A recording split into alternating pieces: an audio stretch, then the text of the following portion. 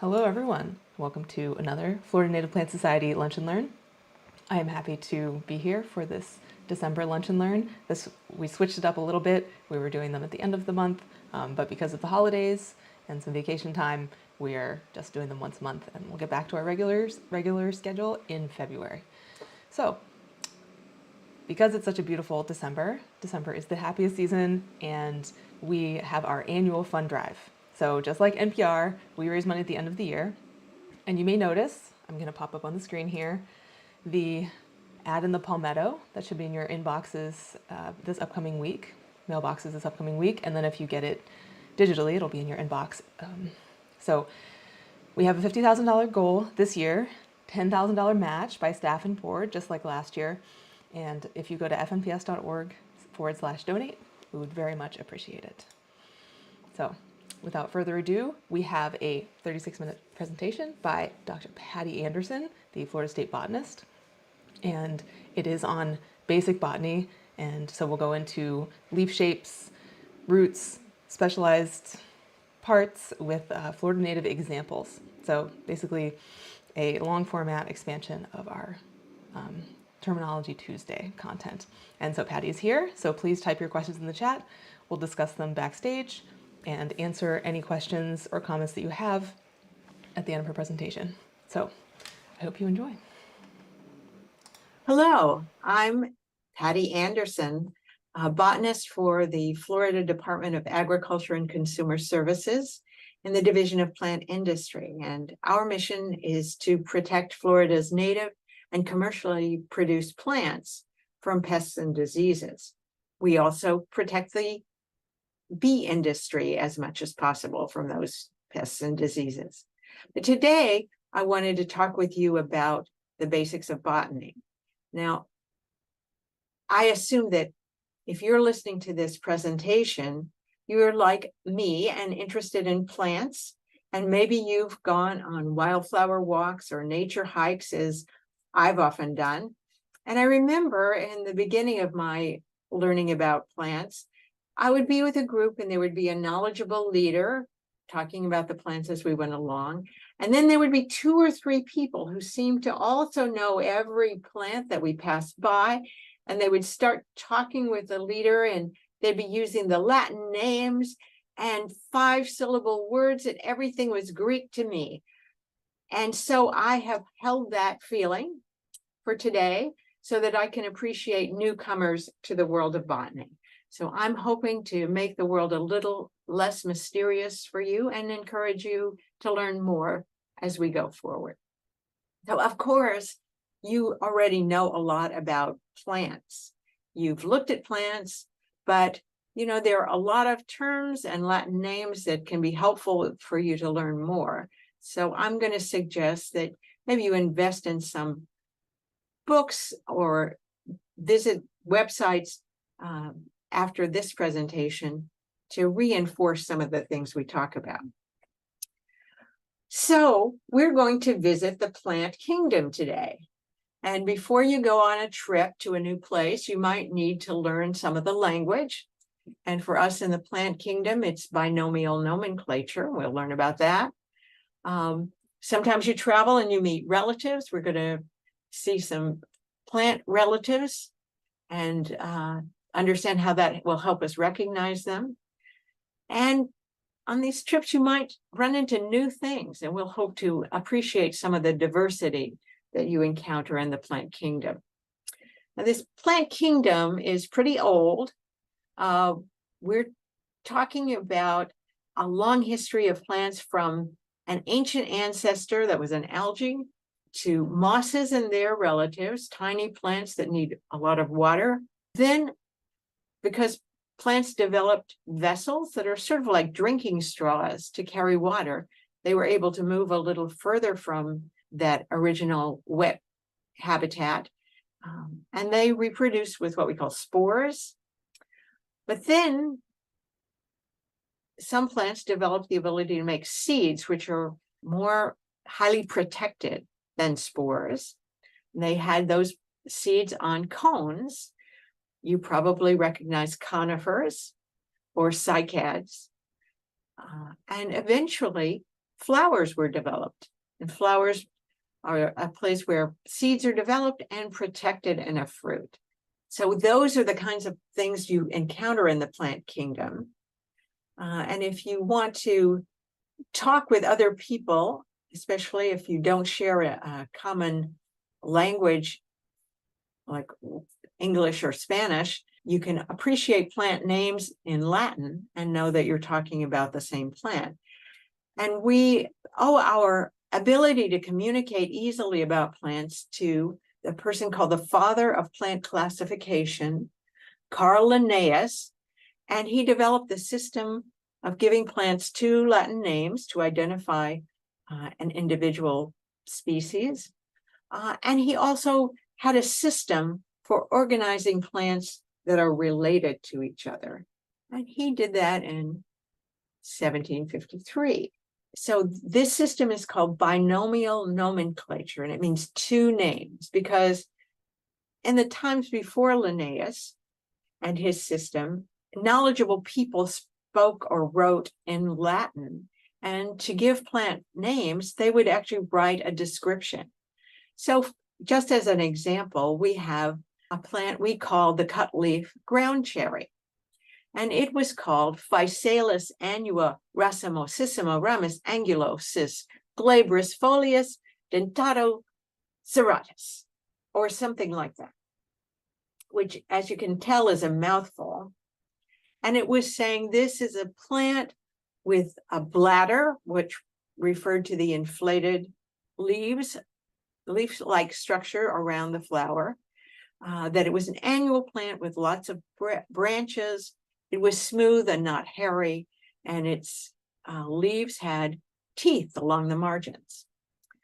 Well, that description would have to get longer and longer as you had plants that were related and had similar characteristics, and you'd have to find one character to separate the next Physalis annua from the one that's called cutleaf ground cherry. And so in the Linnaean system, the name was Physalis angulata, angled bladder. So in addition to simplifying the names with binomial nomenclature, plants were organized into groups. So there's the kingdom plant. We're visiting the plant kingdom today. The next level was called phylum. They're different groups. Angiosperm is the name of the phylum for flowering plants. Cone-bearing plants are gymnosperms. Within the angiosperms, there's several classes. One class is dicotyledon, another is monocotyledon. You might know cotyledon refers to the first leaves that emerge from a seed. With dicotyledons, there are two leaves, and with monocotyledons, there's only a single leaf. And we sometimes use shorthand of dicot and monocot. Then within that class, there are several orders. In this case, it's Solanales. Plants within that order share some similar characteristics. This plant is in the family Solanaceae. Plants within that family are even more closely related. You may have heard of tomatoes, potatoes, eggplant, and peppers. They're some of the examples of members of that family, along with Physalis, including the tomatillo that we eat, the green tomato. Then the next level is a genus, where plants are more closely related, and then the species refers to individuals that are so much alike they could reproduce with each other. So I'm sure that's not all news to you, but just to refresh your memory. But wait, when we talk about plant relationships, nobody was back there millions of years ago to see what was really happening. And we find that with increased knowledge, we have better ideas of how plants are related and different ways of organizing them.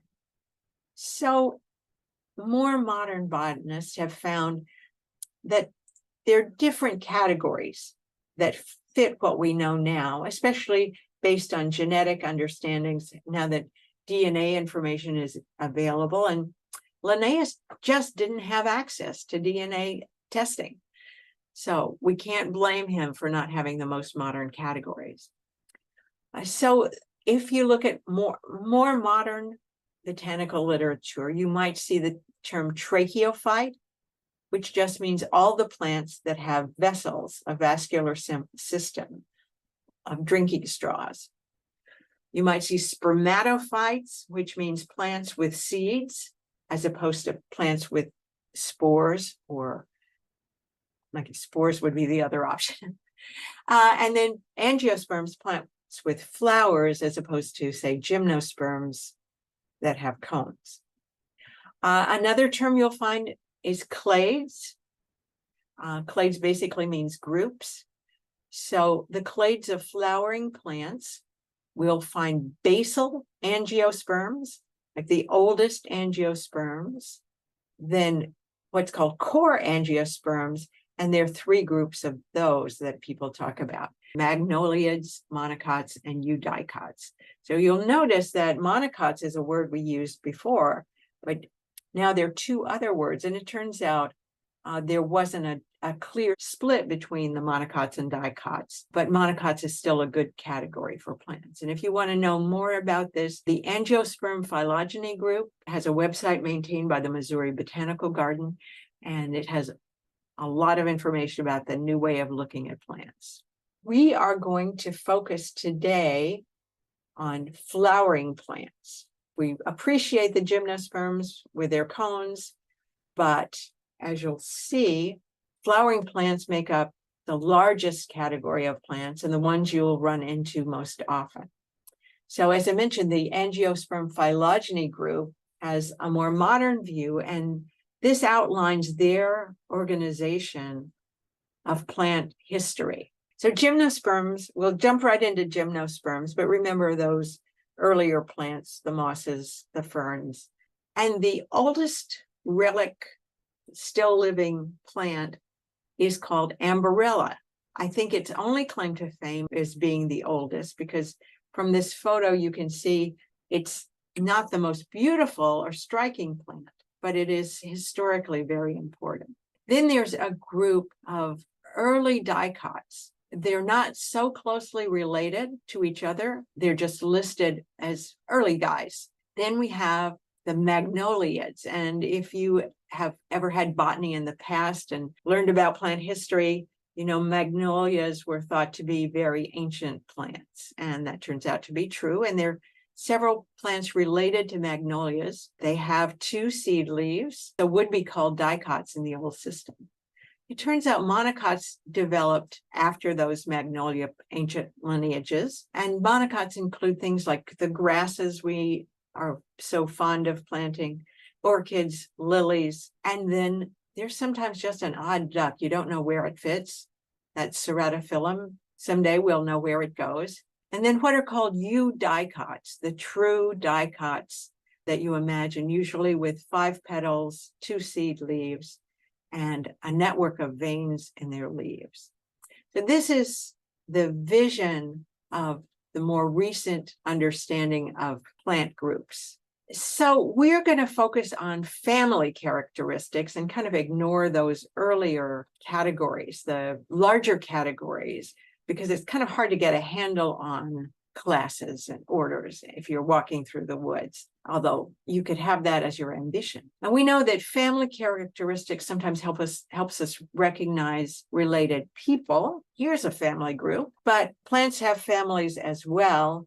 And our example of the Physalis angulata, again, is in the Solanaceae family. We might think of it as the tomato family. The characteristics of the family can help you narrow down the possibilities if you want to identify a plant. So if we look at plants and notice that they have 5 petals that are bent backwards, and they have a center structure where they have yellow things that touch each other. We won't get into the terms yet, but we can see that these flowers look similar.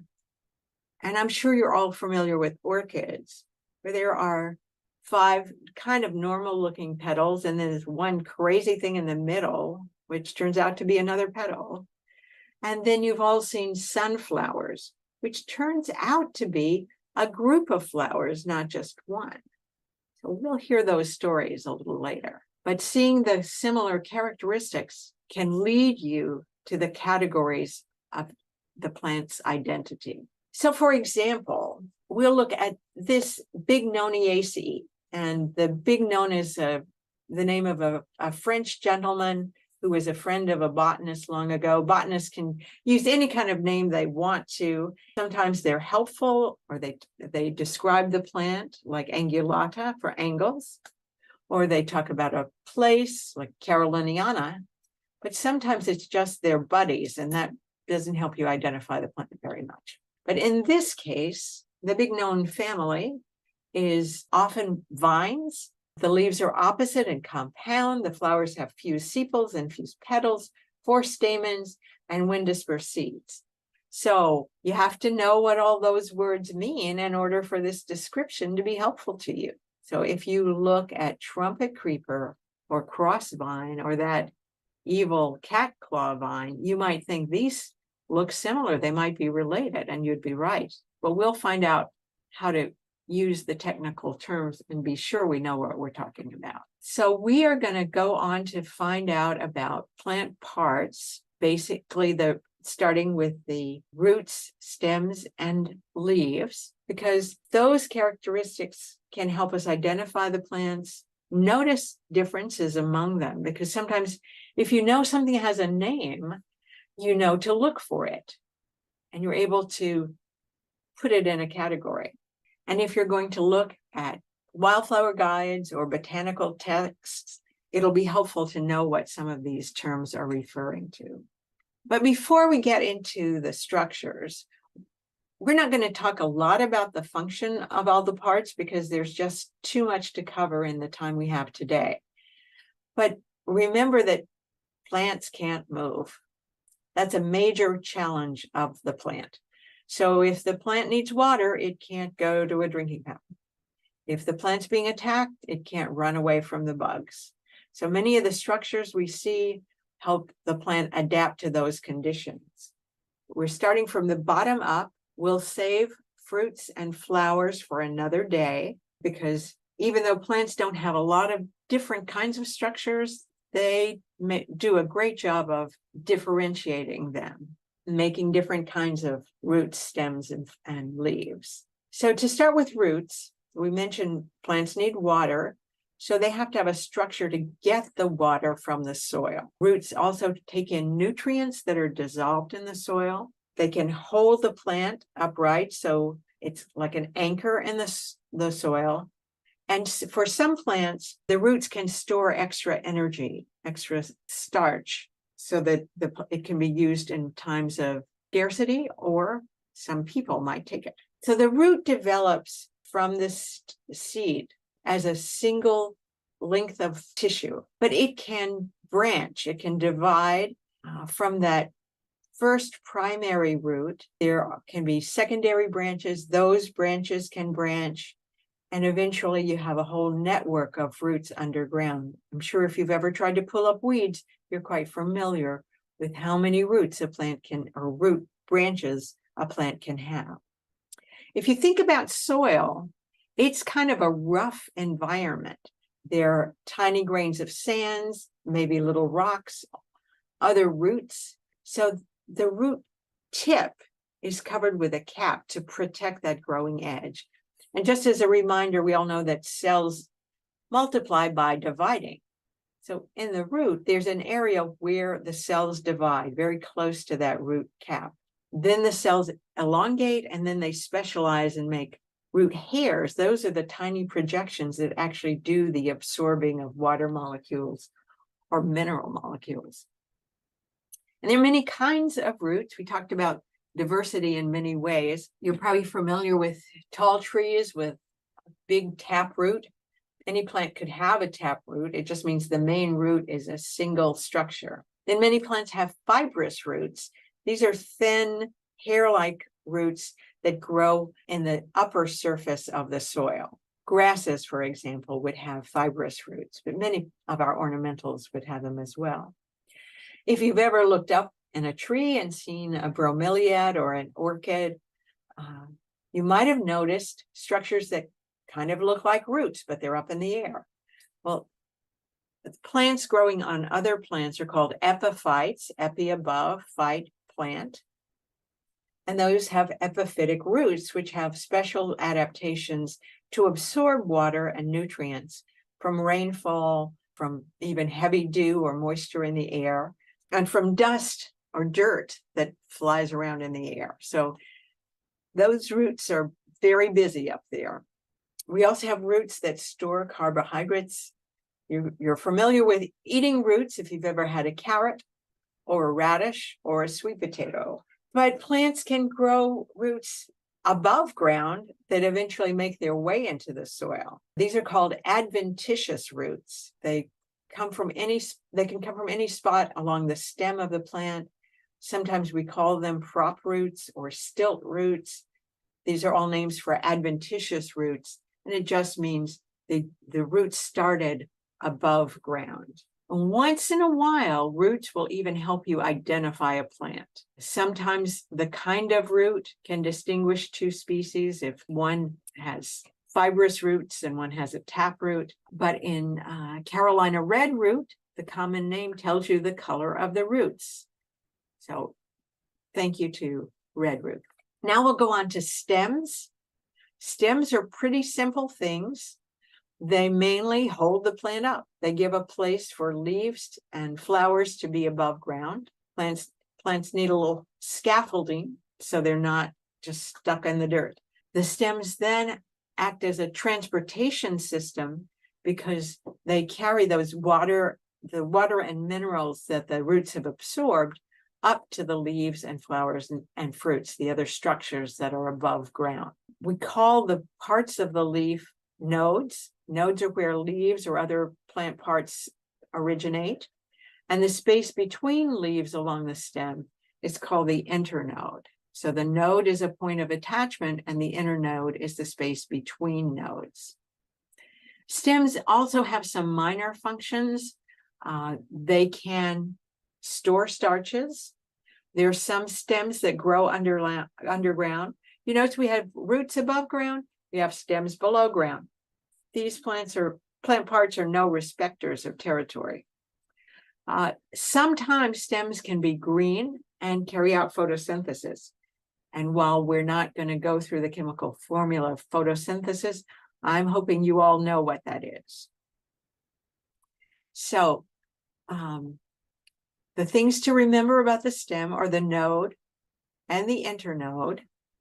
And within the stem, inside the stem tissue, are those special vessels that I compared to drinking straws. Xylem is the name of the vessels that carry water and minerals upward in the plant.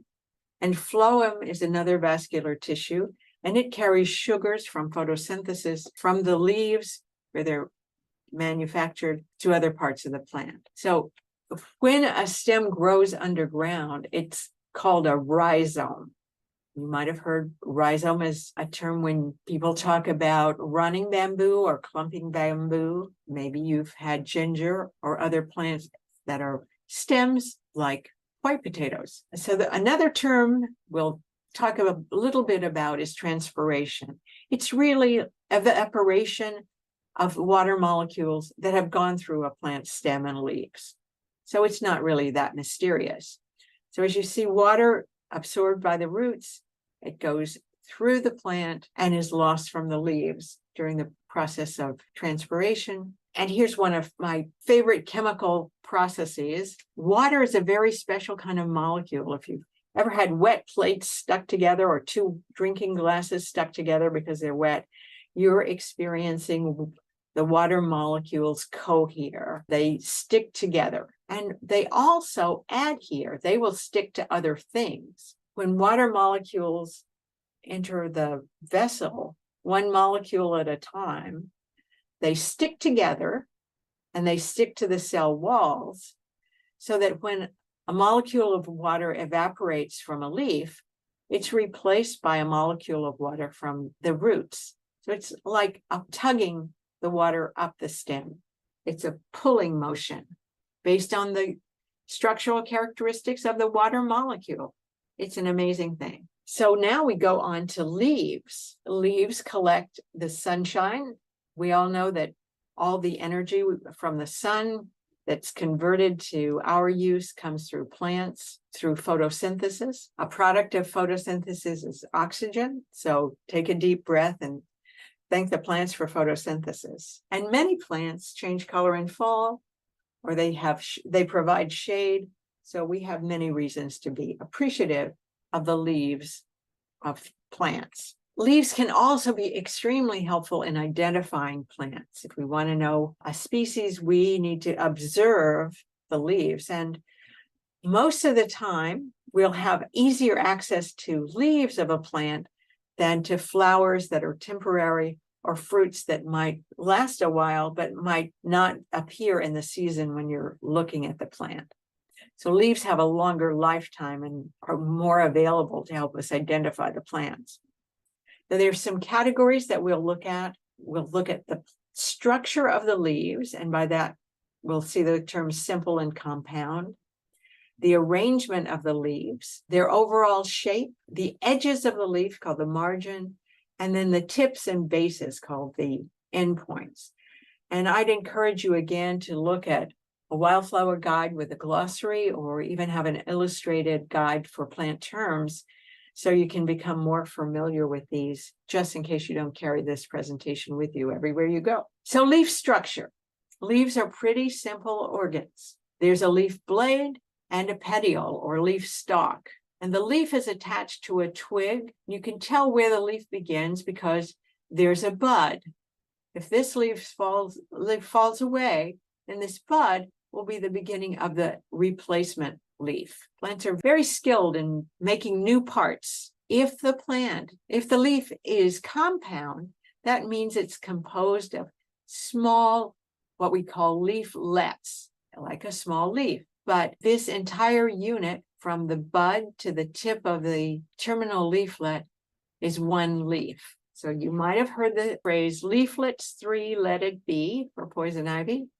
Well, that's what they're talking about, leaflets. The leaf arrangement along the stem can be opposite, alternate, or whorled. Opposite means that at each node, each point of attachment, there are 2 leaves. They can be simple or compound, but you'll see a bud and a leaf across from each other at a single node. With alternate arrangement, you see that at each node, there's 1 leaf.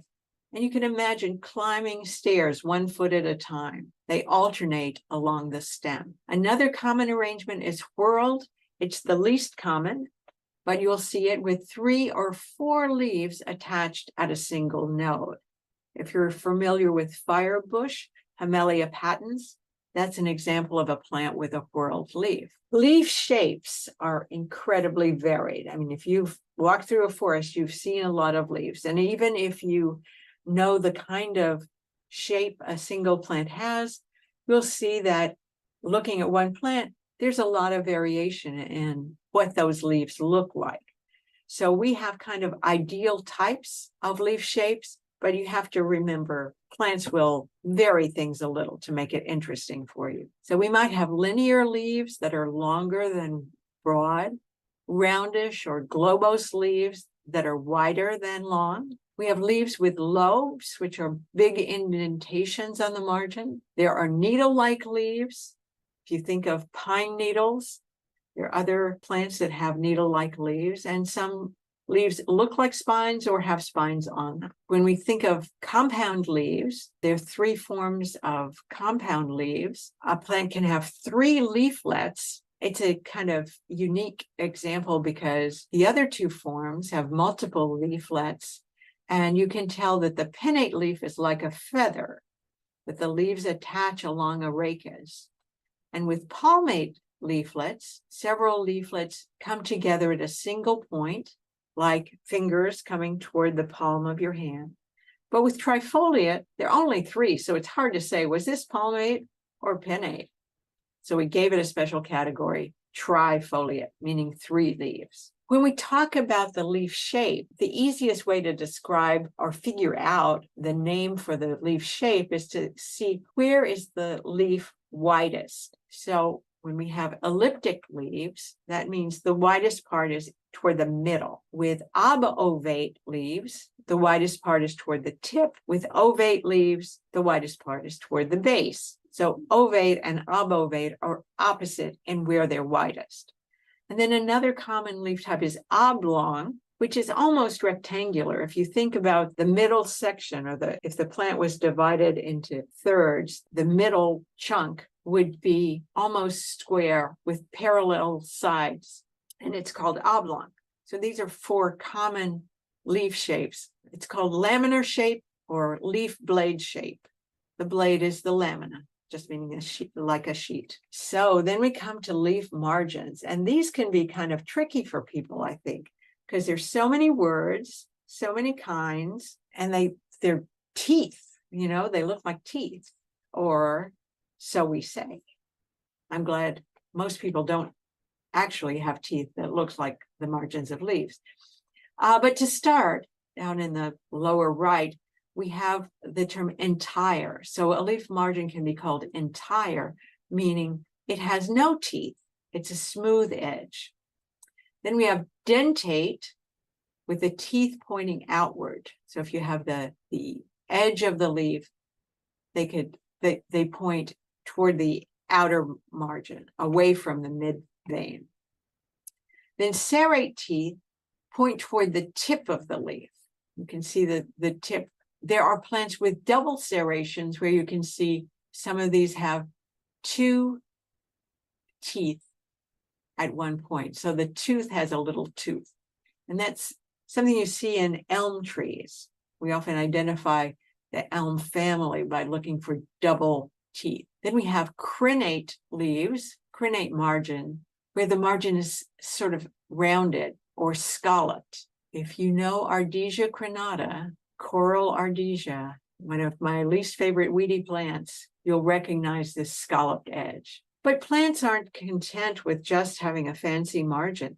Sometimes they'll have teeth on the margin and lobes on the margin. So what are lobes? Well, teeth are small indentations.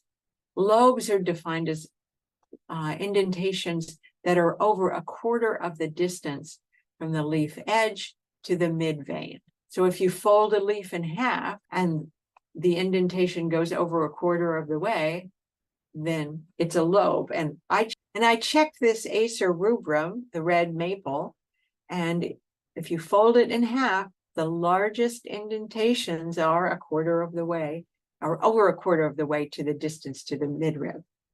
So those are lobes and teeth. Leaf shape can vary with different combinations of lobes and teeth. And so you can see, in this case, we have a leaf that's spatulate, shaped like a spatula or a spoon, and it's got lobes.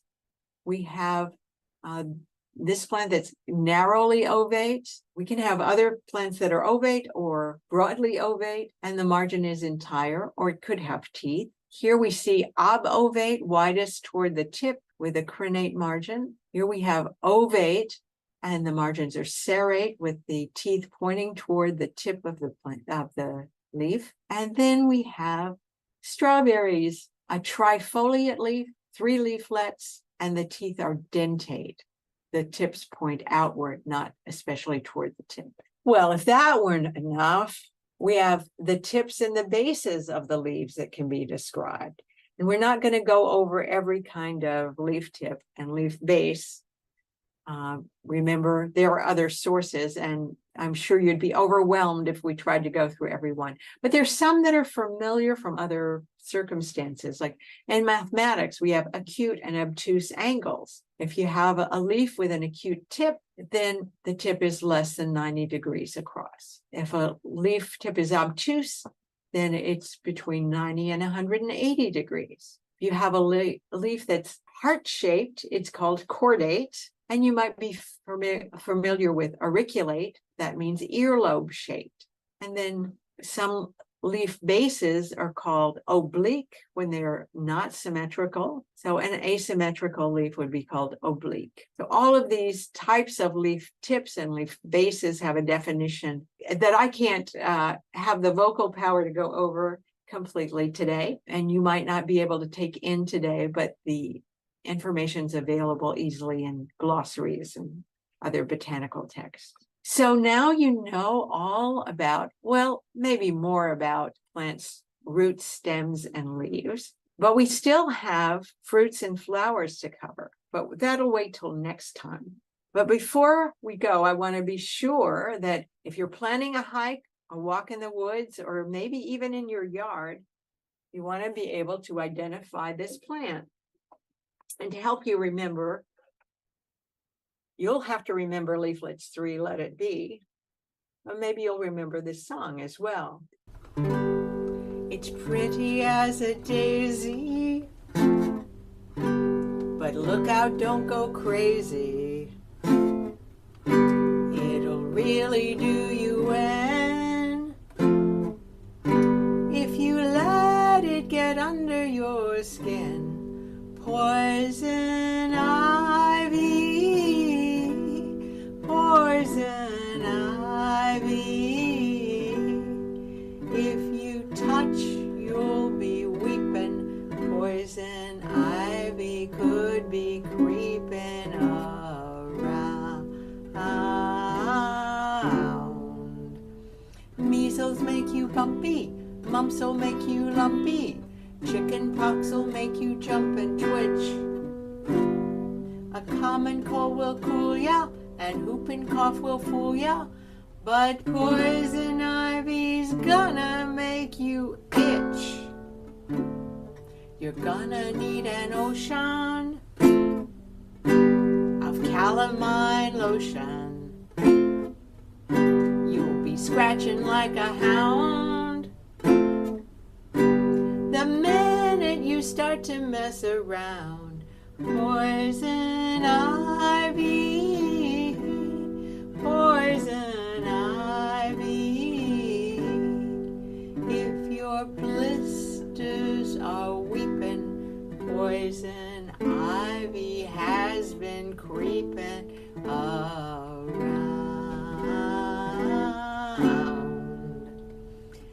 Late at night, while you're sleeping, poison ivy might come creeping around.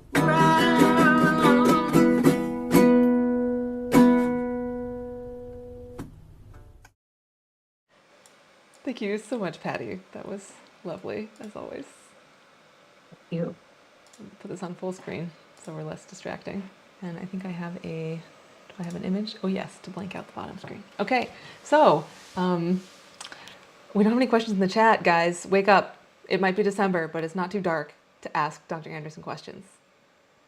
But I did want to start, I did prepare slightly for this. So Patty, you mentioned Ardisia crenata, right? So that way, that method of remembering what leaf shapes are, or basically what botanical terms are, like vaccinium staminium, because the stamens are really long. And so that's how I remember what stamens are, is because there's a plant part named after, in the name. And I like that plant anyway, so that's how I remember it. Or in case of coral I don't like it. Do you have any other suggestions for remembering plant names or specific plants that we should be looking out for? Well, I think if, as you said, if you can connect the plant with some part of it, or the plant name with some part of it, often the Latin names do reflect something about the plant. Like Serenoa repens, the saw palmetto. Repens means creeping, and we know saw palmetto creeps along the ground. So if you learn the Latin, that can be helpful.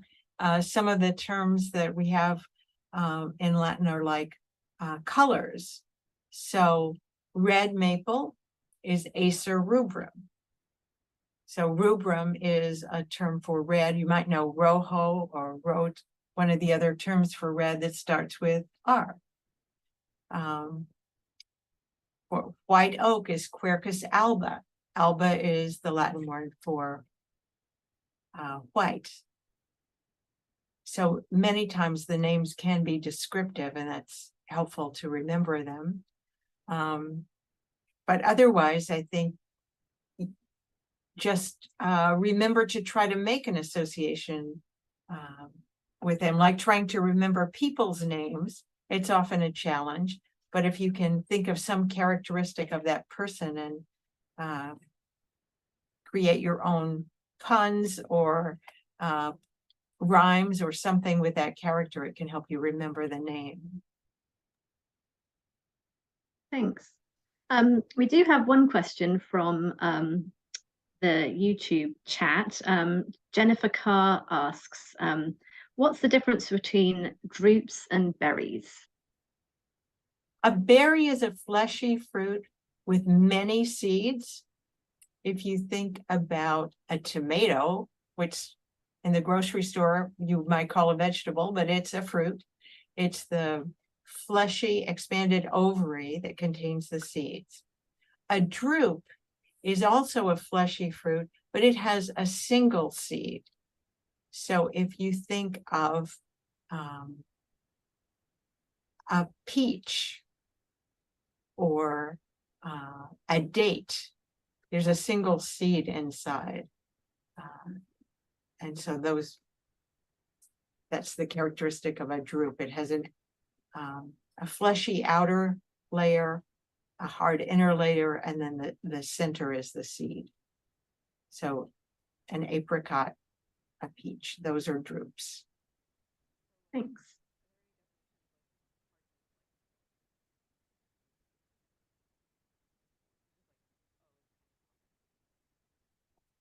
Well, it's woody. If you think of a peach pit, it's fleshy on the outside, then that hard shell. And if you break that woody shell open, there's a seed inside. Some people say, call it the kernel inside that middle woody layer. They're called stone fruits for that reason. The center is as hard as a stone. Maybe that's the measurement, hard as a stone for stone fruits. Thanks. So Joan asks, do you have a recommended title for an illustrated guide to plant morphology? Oh, and I can't see for dummies. Sorry, I didn't get the last part.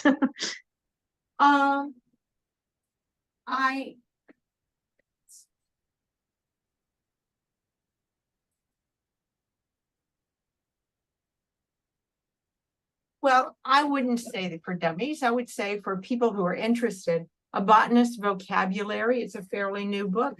It has everything reversed on the camera. It's got beautiful line drawings and definitions written by a botanist at the U.S. Botanical Garden, and Botanical Illustrator did the drawings. There's a new book, a Gardener's Guide to Botany by Scott Zona. And it's very practical in terms of people who are interested in plants and gardening, to give them an introduction to the world of botany.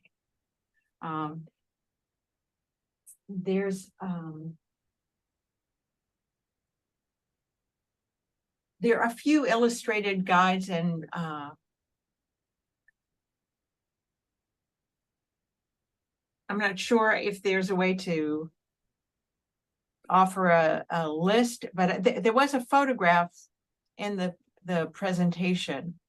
I think it had an illustrated guide.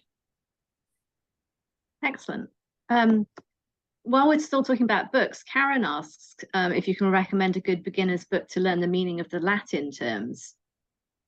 That's a little harder. You might find it as a glossary in some book, but there are books that talk about botanical Latin, but they're often explaining how to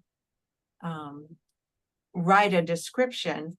There are a couple, I don't know,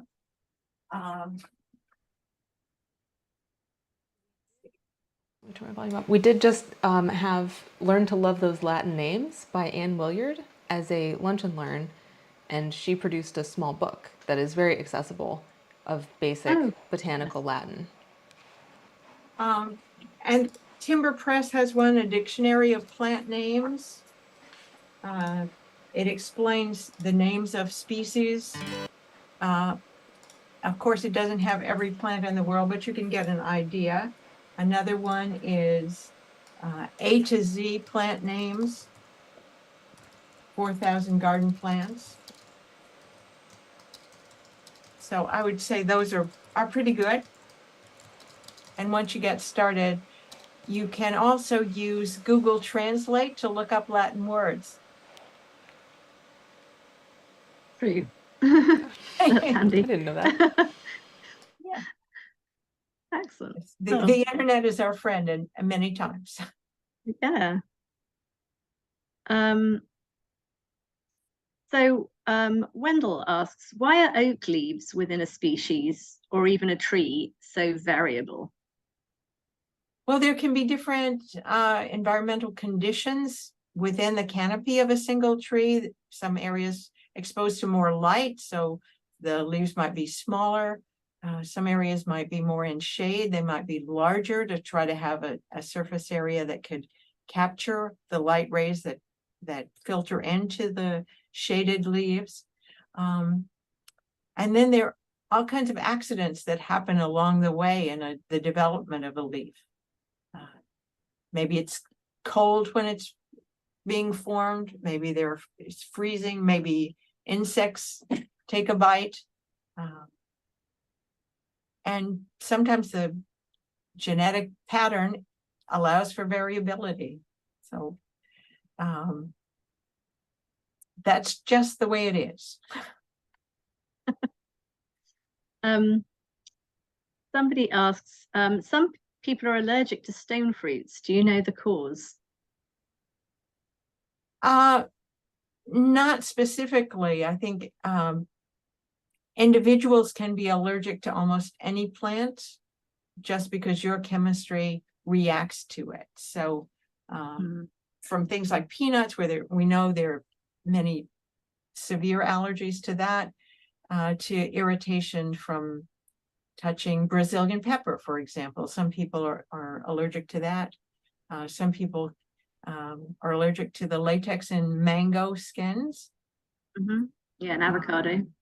So it's quite variable. And I could come up with an explanation in terms of chemistry is mysterious, but you probably be better to check with a doctor if you want to know more about allergies. Great. Let's see what other questions there are. Somebody asks, what are subspecies names? Not quite sure what that question would. Well, let me answer a different question. A subspecies is an identifiable different form of a species. So those subspecies can be recognized and isolated. It's not like the variability of leaves within a tree or two oak trees.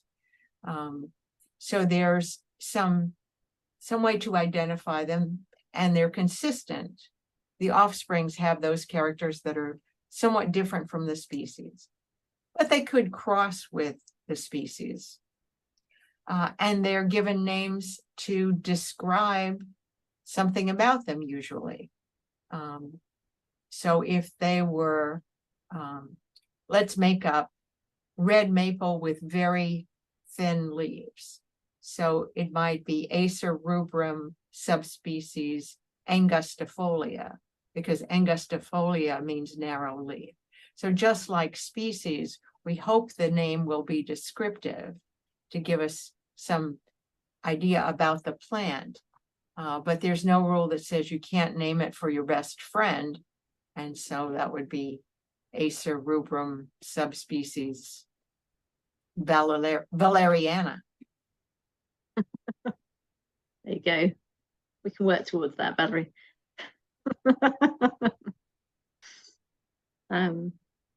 Okay. Are there any questions you think I'm missing, Valerie? I think I did capture all the questions, unless more people have questions, except that, just sort of while waiting to see if there's any more questions, to let you know that everybody loved the song. People say that you're a rock star, so which is great. Yeah, lots of people thanking you for your information and being able to identify different characteristics, and then also people sharing some of those books recommendations on the YouTube chat as well. So if anyone's watching this at a later time, you can scroll through the chat and you will see some of those book recommendations. We do, I think Teresa asked again about grapes, whether those are considered berries. Grapes, yes, they might have only 1 or 2 seeds in the center, but they're fleshy and berries. And I actually had a question because I ate a sugar apple today. Well, I would have to look at one carefully to know whether it's an aggregate fruit or a compound fruit. But we know, next time you'll find out how to tell the difference.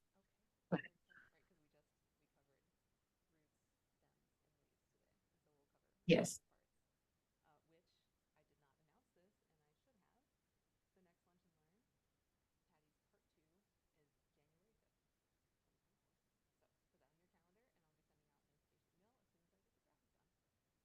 I should have said I can't answer any fruit or flower questions today. You have to come back next time.